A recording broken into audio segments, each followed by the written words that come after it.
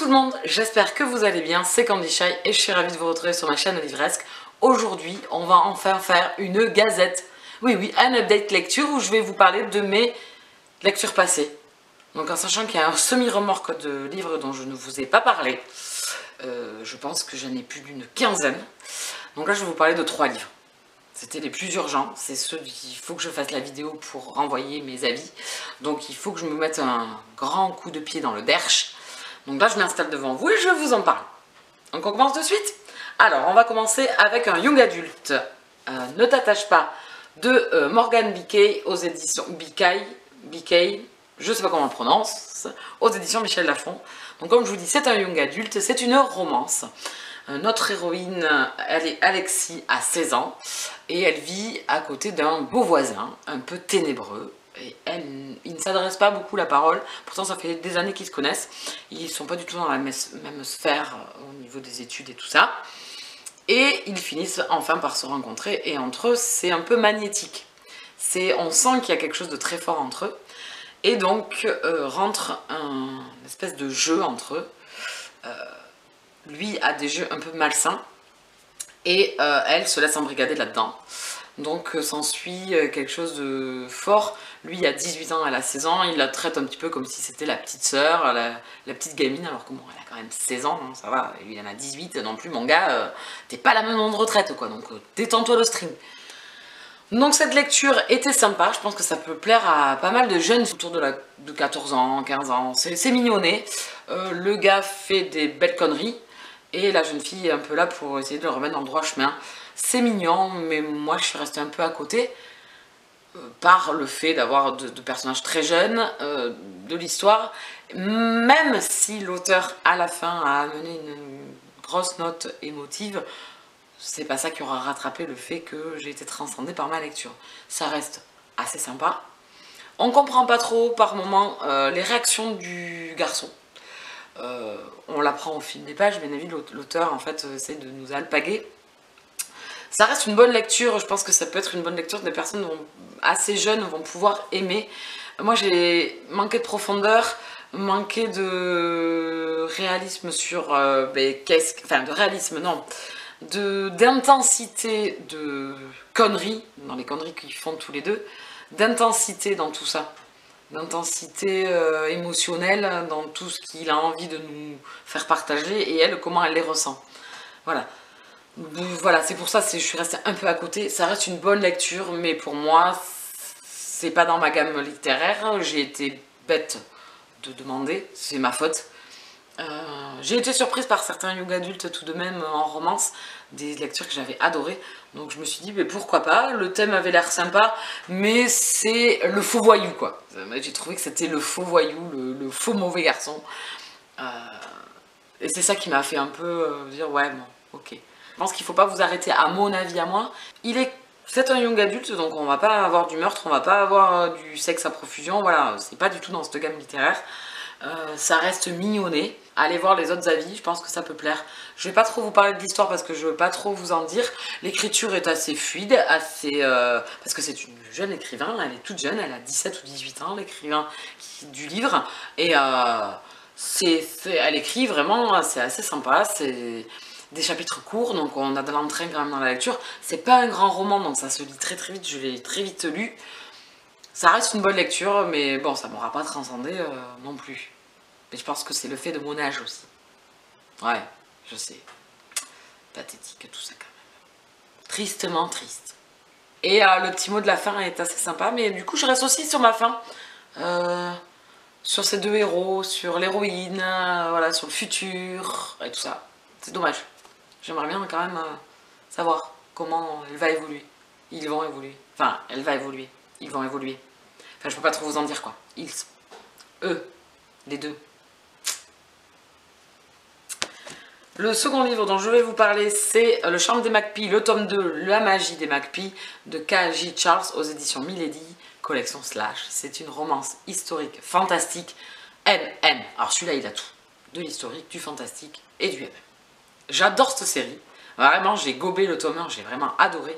Les deux personnages principaux sont top. Donc, c'est un magicien et un lord. Stephen, qui est un magicien, et Lord Crane, donc Lucien, qui dans le premier tome se rencontrent, et ici donc on les retrouve quelque temps après. C'est un magicien, donc il enquête, c'est un enquêteur qui travaille enfin, pour la majesté en fait, mais c'est comme les services secrets quoi, de la magie, si je peux faire simple. Et entre lui et Lord Crane, s'est créé au tome 1 un lien qui donc se poursuit dans ce tome-ci. Et j'ai quand même adoré, alors l'histoire est vraiment bien, on revient sur le passé en plus de Lord Crane, dans les années où il était à Shanghai, puisqu'il a quitté l'Angleterre quand il était tout jeune, il a passé 15 ans, un peu plus de 15 ans à Shanghai, et donc il est revenu, dans le tome 1, il revenait en fait en Angleterre, avec ses mœurs un peu légères, et il rencontrait Stephen, qui devait l'aider à se dépatouiller de fantômes qui venaient le persécuter. Ici, pareil, il y a toujours des fantômes, il y a toujours des êtres machiavéliques, et donc Stephen est là pour enquêter. Mais malheureusement, cette fois-ci, il est un peu sur la sellette, puisqu'on remet en cause le lien qu'il a avec Lord Crane, en disant qu'ils ont une relation, et à cette époque-là, sous la Régence, c'était interdit. Et on pouvait aller en prison parce qu'on était homosexuel. Lord Crane, lui, ne craint rien et s'en fout. En fait, ses mœurs légères, il les a toujours eues. Et il ne voit pas l'intérêt de trop se cacher. Mais par amour pour Stephen, enfin par amour, dans la liaison qu'ils ont tous les deux, il essaye de faire profil bas. Donc ici, on les retrouve et ils ont un peu des conflits de relations qui débutent. Où c'est tout beau tout rose au début, puis il vient un peu les petits problèmes de la vie quotidienne qui viennent un peu les encombrer. Est-ce que c'est une relation à longue durée, à courte durée? Voilà, c'est tous les questionnements qui se font dans la vie de couple au bout d'un moment, si on veut continuer le chemin ensemble, est-ce qu'on a vraiment des sentiments l'un pour l'autre ou non? Et là, on en est là, sous fond bien évidemment d'enquête et de paranormal. J'adore, franchement j'adore cette saga, elle est géniale. Ce côté historique c'est trop bien puisqu'ils sont un peu guindés, voilà, il y a des manières, des coutumes, tout ça qui sont de l'époque et qui me font trop rire parce que eux, ils les transgressent un petit peu quand même. En plus sous fond de paranormal, c'est vraiment, enfin, vraiment trop bien. Je suis fan de cette saga. Il y a, bon là 2 tomes sont sortis, il y a un 3e, je suis allée voir sur Goodreads, donc il y a un autre tome qui va sortir, et j'espère que Milady va pas trop tarder à le sortir, j'adore, vraiment c'est top, donc moi c'était un second tome génial, j'adore Stephen Day et Lucien Crane, ces 2 personnages super avec des caractères mais trop bons, enfin râleurs, enfin ils sont, franchement c'est un duo trop bien. Donc les non-dits, voilà, puisqu'il y a quand même des prestances à avoir, c'est quand même des hommes, voilà. Mais c'est trop bon, leur liaison est vraiment excellente et j'ai hâte de lire la suite. Donc moi c'est un 18 sur 20, j'ai adoré ce roman et même historique, c'est top. Moi les historiques déjà j'aime, le fantastique j'adore, et le MM j'ai aussi. Donc c'était tout est réuni, et là l'auteur a tout réuni. Kajit Charles j'aime beaucoup, je vais continuer à découvrir cet auteur pour les autres romans qu'elle a écrits, et je ne manquerai pas de lire le tome 3 de cette saga s'il est publié en VF. Donc n'hésitez pas, si vous aimez l'historique et le MM, essayez de mélanger ces 2 univers-là, plus le fantastique, vraiment c'est top. Voilà, 18 sur 20. Et le dernier dont je vais vous parler, c'est Les Écorchés, le tome 1, Ruine, de Tylee Cole, aux éditions Milady toujours. Ici, c'est dans la collection New Adult. Nous sommes dans de la romance érotique, un peu hard. Alors, c'est pas de la dark érotique, c'est pas de la dark romance. On va dire que c'est entre les deux. Hein, ça mélange des scènes un peu difficiles. On va dire que nos personnages ne sont pas épargnés et que des fois, ils en prennent pas la gueule. Et que des fois, c'est pas très joli à voir. Violence, crime, viol, voilà, agression, voilà. C'est souvent ce qui est répertorié, enfin là c'est ce qui est répertorié dans ce genre-là, dans cette histoire-là, pardon. Donc, Tylee Cole, je l'ai découvert avec les Hades Eggman, où il y a beaucoup de violence aussi, donc... et j'ai adoré les Hades, j'aime beaucoup. J'avais trouvé des bémols, et c'est des bémols que je retrouve ici. Alors je pense que c'est le fait de l'écrivain. Alors, la répétition se fait souvent, et ici, l'héroïne m'a gonflé. Franchement, il faut appeler un chat, elle m'a gonflé. J'ai absolument pas compris par moments ses réactions. Elle se fait traiter comme de la merde, mais c'est normal. Alors ici, on est dans de l'univers mafieux. Alors, l'univers, par contre, l'univers, les personnages, certains personnages qui sont dans cette histoire, j'ai adoré. Le côté mafieux, côté fight club, j'ai beaucoup aimé. C'est des fight clubs voilà, jusqu'à la mort. Ils s'entretuent. J'ai adoré le concept. L'auteur a trouvé un super concept. J'ai beaucoup aimé ça, j'ai adoré. C'est l'héroïne qui m'a gonflé. Alors je vais vous parler un petit peu de l'histoire. Donc ici on suit Ruine qui a, depuis son jeune âge, a été enfermée dans une espèce de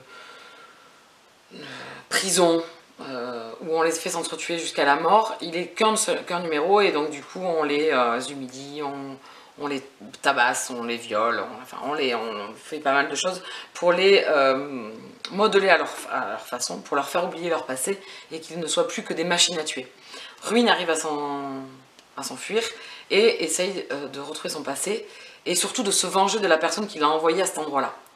Donc il veut de l'argent pour essayer, donc il finit SDF, il veut de l'argent pour essayer de rentrer dans un fight club organisé par la mafia et donc il récupère en fait des bribes de son passé et nous en tant que lecteur on sait à peu près ce qui s'est passé et donc lui au fil de l'histoire ramasse des bribes et en fait il fait un blocage interne de son passé puisque c'est comme si c'était un mur infranchissable, c'est tellement loin avec tout ce qu'il a subi, il en a oublié tous les gens qu'il a aimés et qui il était en fait quand il était jeune et il rencontre donc l'héroïne, qui a un mec elle dans la vie, et elle essaye de l'aider. Et entre eux, on sent qu'il y a un lien qui les unit.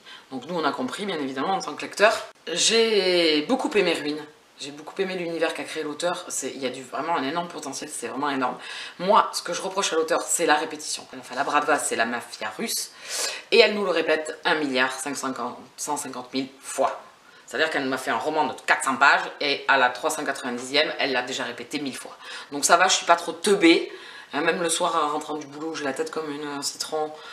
J'arrive quand même à imprimer. Donc ces répétitions, moi, ça me saoule. Ça a le don de me gonfler parce que ça n'apporte absolument rien à part de te faire dire « Ah, c'est la mafia russe. Ça serait pas... La Bratva, ça serait pas la mafia russe. » Donc la famille, ça le répète 150 milliards de fois. Et la justification de pourquoi elle est avec son mec. Alors ça aussi, c'est pépite. C'est pépite puissance 10 000, quoi. La nénette, elle est fille du chef de la mafia quand même, donc elle a quand même, je pense, un pouvoir énorme. Et en fait, elle s'est tue jusqu'à maintenant. Dans sa vie, elle s'est toujours tue. Donc en fait, nénette, si t'avais parlé au moins 2 secondes, t'aurais dit 2 mots, le mec, il prenait une branlée, quoi. Mais non, elle a décidé pendant 10 ans de sa vie de subir et d'en prendre plein la gueule. Donc quand tu te dis, mais enfin, tu te l'es cherché, ma chérie, quoi. Au bout d'un moment, quoi. Donc en fait, par moment, elle montre le pouvoir qu'elle a, et en même temps, elle se fait marcher dessus. Bon, elle le craint, je le comprends. C'est une emprise dominante de cet homme malsain qui la soumet et qui l'humilie. Et elle reste avec lui. Donc on comprend le lien de pourquoi elle reste avec lui, mais enfin, franchement, moi j'ai trouvé des incohérences dans ce côté-là, en plus de la révolte que j'ai eue par rapport à ça, quoi, que ça m'a tellement gonflé. Donc du coup, ça m'a énervé. Voilà, c'est l'héroïne qui m'a un peu gonflé et les répétitions, franchement, elle les avait déjà dans les Hades où elle répétait ma régulière à toutes les pages. Et là, c'est pareil, elle nous a répété 100 000 fois que la Bratva, c'était la mafia russe, quoi. Et la famille, et les liens qui nous unissent à tous. Donc ça va, on a compris, quoi. Je suis pas teubée. Donc voilà, ça, c'est un peu le problème. Sinon, l'univers, les persos, l'histoire sont top. L'héroïne m'a gonflé parce que, voilà, elle m'a gonflé. C'est une conne. Voilà, elle est chiante au possible, elle le subit alors qu'elle a un pouvoir, enfin je pense énorme. C'est ce dysfonctionnement que j'ai pas aimé, quoi. C'est-à-dire qu'elle a du pouvoir parce qu'elle est la fille du chef de la mafia et en même temps elle est la pauvre larbin de son mec, quoi. Donc par contre elle morfle, hein. T'en prends plein la gueule, hein. Voilà, donc c'est assez dur, il y a des scènes assez dures. Public, voilà, il faut savoir en quoi vous mettez les pieds, c'est comme les Hades, hein, il n'y a pas de pitié, hein. La torture, c'est de la torture, le viol, c'est du viol, hein, merde, il faut appeler un chat, c'est décrit, voilà, l'auteur nous a pas épargné. Donc on a l'estomac qui fait un peu de smurf, hein, quand même, par moment. J'ai beaucoup aimé, je ne manquerai pas de lire la suite parce que c'est vraiment un très bon premier tome, pour ses bémols, mais je les avais déjà dans les autres romans de répétition, c'est vrai que ça me saoule un petit peu à force, mais ça n'empêche pas que j'ai aimé l'histoire. Ruine est un personnage génial. Franchement, Ruine, il est énorme. Il n'y a que la nénette, et en plus j'en ai même oublié. Kisa, voilà. Kisa qui m'a gonflé, ou Kisa, je sais pas comment ça se prononce. Qui m'a gonflé. Et cet univers de Fight Club, il y a une scène forte entre Ruin et un ancien prisonnier qui était avec lui, qui est top. Voilà. C'est brut de décoffrage, ça m'a fait penser à Fight Club avec Brad Pitt. Voilà, c'est hard. C'est hard de chez hard. J'ai beaucoup aimé, je lui mets un 15 sur 20 et je ne manquerai pas de lire la suite. Voilà, on a fait le tour de mes lectures passées, je n'irai pas plus loin, je vous montre que 3 lectures. Je vais essayer de rattraper mon retard sur mes avis lecture, puisque je vous dis j'ai une quinzaine de livres à vous montrer et il y a certains, j'ai quand même envie de vous en parler parce que c'était des lectures énormissimes. Voilà pour les 3 lectures que j'ai faites, donc vous voyez 3 lectures différentes, 3 lectures bonnes, une lecture excellente, une autre lecture très bonne et une dernière un peu plus mitigée, et j'ai hâte de lire ces suites. Pour les 2 suites que je vous ai présentées, j'ai hâte de lire les suites parce que c'est vraiment quand même des univers qui sont super sympas avec de super personnages.